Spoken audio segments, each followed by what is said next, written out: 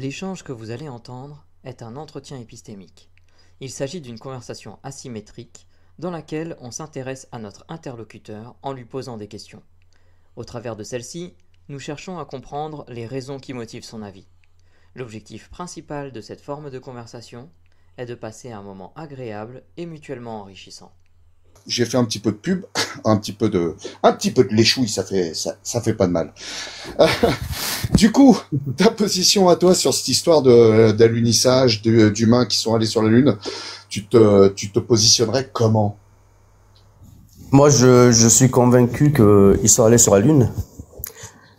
Il y a toujours Ouais. une petite part d'incertitude, mais franchement, à chaque fois que j'y ai réfléchi, j'en suis arrivé à la conclusion qu'ils sont allés sur la Lune. Donc, Ouais. pour le moment, Intéressant. je pense ça. Et je le pense. D'accord. Oui, je t'en prie. Et ouais, j'allais te poser une question. Si tu devais garder un seul élément ou un seul argument qui te convainc que nous sommes allés sur la Lune, ça serait lequel? Ah ouais, c'est intéressant. Ben écoute, il y en a beaucoup en fait d'arguments qui me convainquent, mais si je devais en garder qu'un seul, ben il y a un argument qui a été donné tout à l'heure là par le monsieur qui était avant moi, le fait Ouais. que que que si vraiment on n'était pas allé sur la Lune, je pense que les ennemis des États-Unis se seraient précipités pour essayer de le démontrer quoi. Et mais j'en ai un autre aussi, j'en ai un autre. Je peux en avancer un autre. Ok. En fait, je pense que j'ai cru comprendre qu'il y avait plusieurs dizaines de milliers de personnes qui avaient travaillé sur le projet. Et je pense que c'est très difficile de corrompre autant de monde. Donc, Ok. ça aurait fini par fuiter et il y aurait eu beaucoup de lanceurs d'alerte. Ah, ok. Intéressant.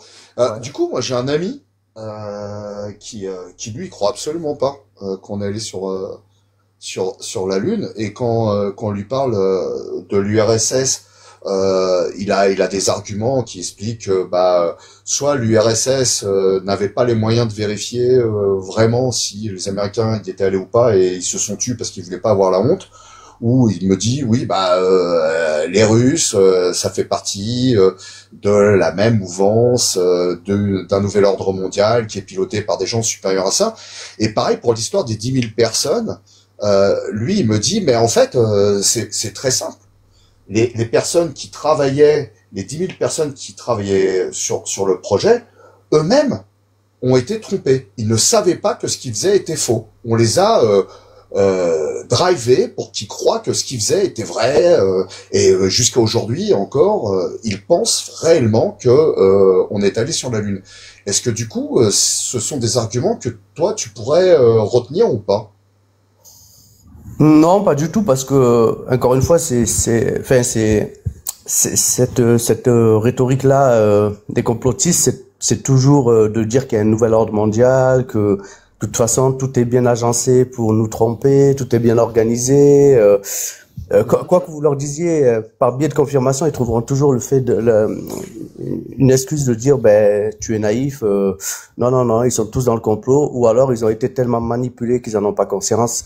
Bon, voilà. Après, moi, ça, ce genre d'argument là, il me convainc pas du tout en fait. De dire que la Ok. Russie n'avait pas les moyens, je suis pas convaincu. Aujourd'hui, elle les a les moyens. Et puis, si vraiment, d'ailleurs, à ce sujet-là. Poutine a essayé un peu de jouer le jeu de peut-être ils sont pas allés sur la Lune avec la vidéo là où une IA avait dit que apparemment ça aurait été fait pas ça c'était pas une vidéo authentique et que l'IA Ouais. a pu le démontrer.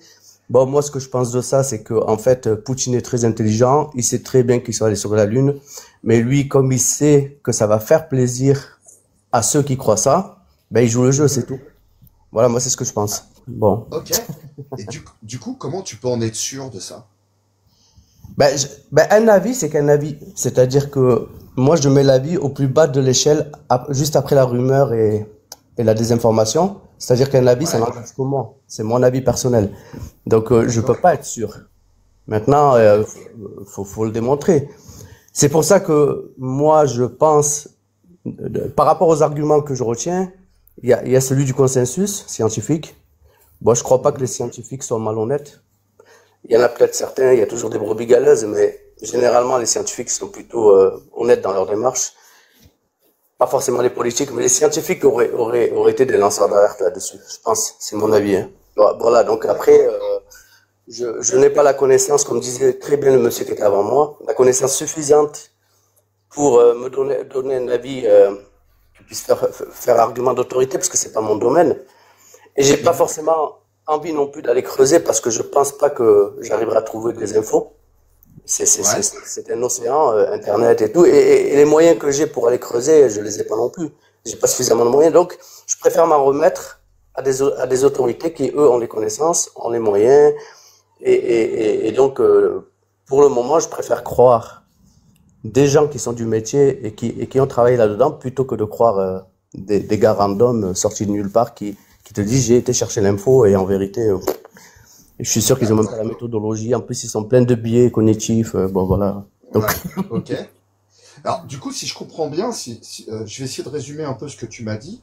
Comme ça te permettra de rectifier si jamais je me trompe. Et puis, moi, l'intérêt, c'est vraiment de comprendre. Toi, en fait, tu te bases quand même sur un avis personnel parce que tu considères que t'as pas forcément toutes les connaissances suffisantes pour pouvoir argumenter sur le sujet, que c'est compliqué d'aller chercher ces connaissances parce que creuser sur Internet, c'est un autre.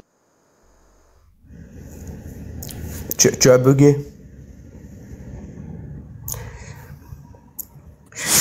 Ouais, je crois qu'on a perdu Russell. Il a dû être enlevé par des extraterrestres, je pense. Ah, j'y crois. Non, Mora, excuse-moi parce que ça a coupé, j'ai pas entendu ta réponse.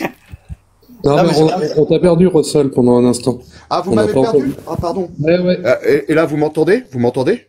Non, on t'entend pas là. Je crois qu'on veut te faire taire. Je crois qu'on veut te faire taire, mais je suis pas Est-ce convaincu. que là, vous m'entendez? On t'entend bien, oui. Vous m'entendez? Oui, Ah bon, on bah, merci. t'entend, on t'entend. D'accord. Alors, je vais reposer ma question. Je vais essayer de reformuler. Comme ça, tu me dis si je me suis trompé. Si j'ai bien compris, toi, tu considères que t'as pas les connaissances scientifiques pour pouvoir argumenter et prouver qu'on a marché sur la Lune. Donc, tu te bases sur ton avis. Tu t'es fait un avis parce que tu considères que d'aller rechercher ces connaissances sur Internet, c'est un peu comme creuser dans l'océan. Donc, tu t'en remets à l'autorité scientifique et c'est pour ça que tu crois que eux t'annoncent la vérité. Est-ce que j'ai bien résumé ou pas? C'est ça, oui. Alors du coup, c'est ça. du coup, tu parlais des complotistes qui étaient chargés de biais. Est-ce que le fait de croire une autorité, c'est pas rentrer dans deux biais cognitifs qui seraient le biais d'autorité et le biais de confirmation? Ben oui, c'est une forme de biais. De toute façon, on a tous des biais. Hein. Faut juste en avoir conscience. Donc, bien sûr que c'est un biais et que c'est pour ça que je ferme pas la porte à changer d'avis un jour. Mais moi, j'assume ce biais. Je pense qu'il est moins pire que d'autres biais. Voilà, donc. Ah bon? Voilà. Ah, intéressant. Tiens, j'aimerais bien qu'on réfléchisse 2 secondes ensemble à quel point, pour toi, le biais de confirmation, il est moins pire que les autres. Je parle pas du biais de confirmation. Parce que le biais de confirmation, je pense qu'il est problématique. Je parle du biais d'autorité, ouais. Ah, ok. Alors, tiens, c'est intéressant. À quel point tu penses que le biais d'autorité, il est pas problématique? 0% le biais d'autorité, franchement, ça touche quasiment personne et il y a aucune conséquence. 100%, c'est le biais d'autorité touche tout le monde et peut avoir des conséquences dramatiques. Et puis on va dire que 50 ou 60 ou 40, c'est assez mitigé. Tu te situerais où, toi? Tu peux redire, s'il te plaît? Alors, les trois? Alors, le biais d'autorité, 0%, ça n'a aucune conséquence et ça touche quasiment personne. 100%, ça touche tout le monde et ça a des conséquences qui peuvent être graves. Et 50%, un peu des deux, mon capitaine, c'est mitigé. Ah non, 50%. Je pense que c'est 50. Ouais. Ouais, parce 50%. Parce qu'il faut toujours garder un esprit critique même par rapport à l'autorité. Dans le sens où, faut peut-être essayer de se forger une opinion en dehors de l'autorité et de se dire, bon, Est-ce que cette autorité-là, elle a vraiment une autorité intellectuelle, ou est-ce qu'elle n'est pas elle-même Mhm.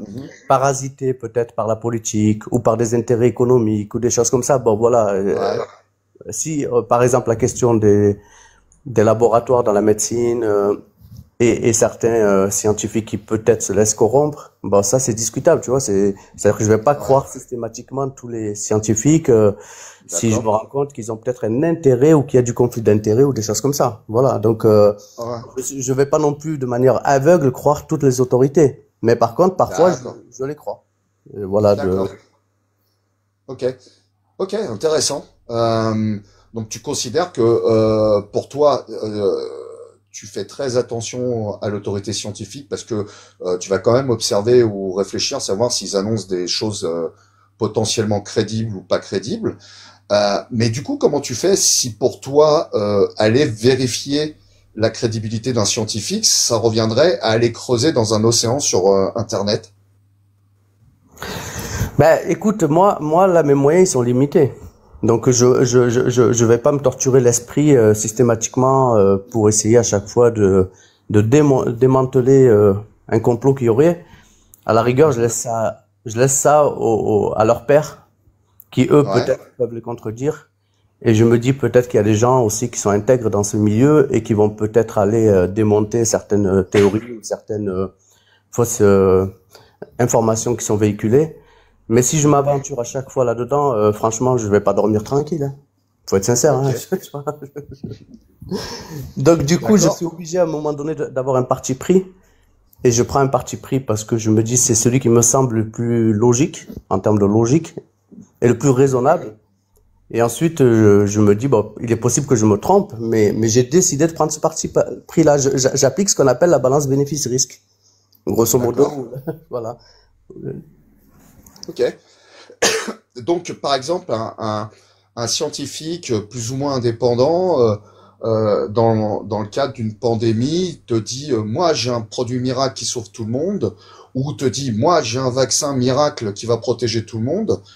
Comment tu vas faire pour savoir, non, pardon, comment tu vas faire pour lui accorder ta confiance?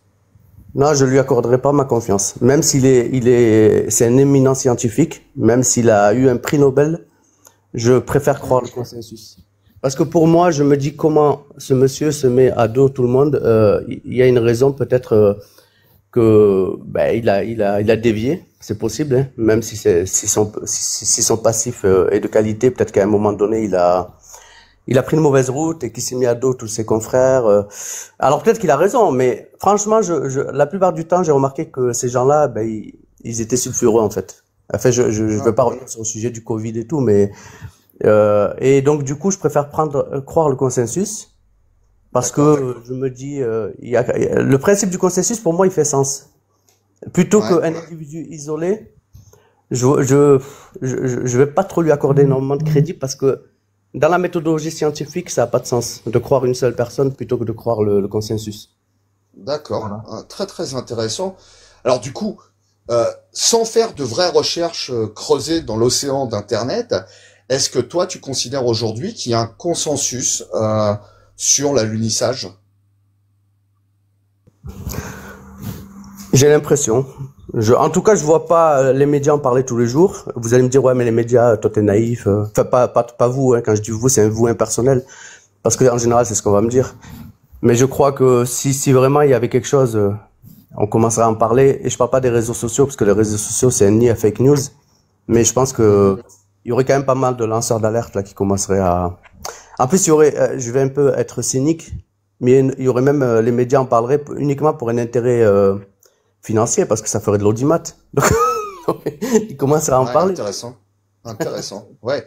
Du coup, si demain, euh, sur une déclassification de documents, ou si des scientifiques indépendants arrivaient à prouver que on n'a jamais été sur la Lune, euh, et qu'il y ait un engouement médiatique et que ça fasse consensus, tu serais en capacité, toi, du coup, de dire, bah, en fait, oui, effectivement, nous ne sommes jamais allés sur la Lune. Bien sûr. Je ferme jamais la porte, parce que je me dis, Ok. il y a déjà eu des complots par le passé, et les complotistes ont parfois raison. Ce que je reproche aux complotistes, c'est pas de dénoncer, c'est leur méthode et leur manière d'apporter des preuves que je trouve bancales. Mais en réalité, il en faut des lanceurs d'alerte. Parce que parce qu'il y a vraiment déjà eu des complots. Voilà, il y a Ouais. plein d'exemples qui le prouvent. Mais leur méthode, leur manière de faire, la manière dont les biais, dont ils n'ont Ouais. pas conscience de leurs biais, tout ça, bon, ça, moi, ça me dérange. Et c'est pour ça que je suis jamais D'accord. convaincu, pas souvent convaincu, et c'est malheureux, mais bon, je pense que les complotistes sont des bonnes personnes mais ils n'ont pas la méthode. Et pas tous. Il y en a certains qui l'ont. Ok. Il y en a certains qui Mhm. l'ont, mais j'ai pas l'impression que c'est général. Alors, du coup, on arrive au terme de notre discussion. Ça m'amène une dernière question. Euh, Quelle différence tu ferais entre quelqu'un qui n'a pas l'ensemble des connaissances, mais qui va faire confiance à l'autorité scientifique parce qu'il y a consensus sur un sujet, et une personne qui n'a pas les connaissances suffisantes pour se positionner seule, mais qui va faire confiance à un consensus de personnes qui ont une théorie alternative. Très bonne question. Très bonne question. Donc, quelle différence je ferais entre les deux? Je sais pas, parce qu'après, ce consensus-là de la théorie alternative, quels sont leurs, on va dire je sais pas comment le dire, leurs références, voilà. Quelles références ils ont scientifiques? Est-ce qu'ils en ont? Maintenant, s'ils ont des références et que c'est des sommités dans leur domaine, eh ben là, franchement, je serais un peu désarçonné, hein. Je saurais pas qui croire. Maintenant, Ok. s'ils n'ont pas de référence et que c'est des autoproclamés qui se disent spécialistes, je suis désolé, mais je vais plutôt croire les autres qui sont des doctorants, des universitaires, des thésards, tout ce que vous voulez, enfin des gens qui ont quand même des compétences. Moi, le truc de l'effet de Nick Kroger, tout ça, là, moi, je suis pas dans ce délire-là de dire, je m'intéresse un peu, ça y est, je suis un spécialiste. Non, non, c'est du n'importe quoi. Je fais pas comme disent certains, l'ultra-crépidarianisme, c'est ça le terme? C'est ça. C'est ça. Je rentre pas là-dedans, moi. C'est pas mon truc. Quand je maîtrise pas un sujet, j'essaie de garder de l'humilité et de dire je maîtrise pas.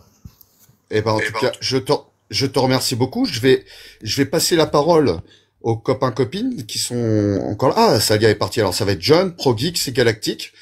Et puis, ils auront peut-être une question emportée pour toi. Et je te reprends tout de suite après. Alors, je réponds juste à un commentaire. Donc, quelqu'un me dit, en fait, tu ne réfléchis jamais. Si, je réfléchis. Mais je garde l'humilité de dire, c'est juste un avis. Voilà, c'est juste un avis. Désolé. Alors moi, je n'ai pas de questions à emporter. Moi non plus. Non, tu m'as volé la dernière question, Russell. C'est pas bien. Donc non, du coup, j'en ai pas. Merci. Mais je suis un voleur. Qui a volé toutes les étoiles qui sont dans tes yeux? Bon, voilà. Trêve de baliverne. Moha, petite question qui m'intéresse enfin, pour nous, qui nous intéresse le plus. Comment tu t'es senti pendant cet entretien? Très bien.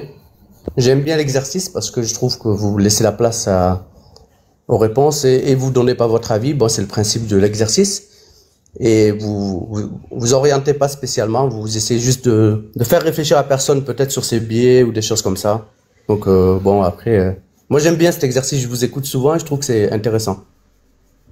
Ah bah merci beaucoup pour tes encouragements parce que c'est vrai que au début un peu moins maintenant on se demandait avec John et les copains si ça valait le coup de continuer sur TikTok à faire ces trucs-là et ces petits encouragements comme ça nous fait vraiment du bien et on se dit on va continuer. Je te remercie beaucoup et je vais te proposer de décoller de ce live pour attirer dans le chat avec ton consentement.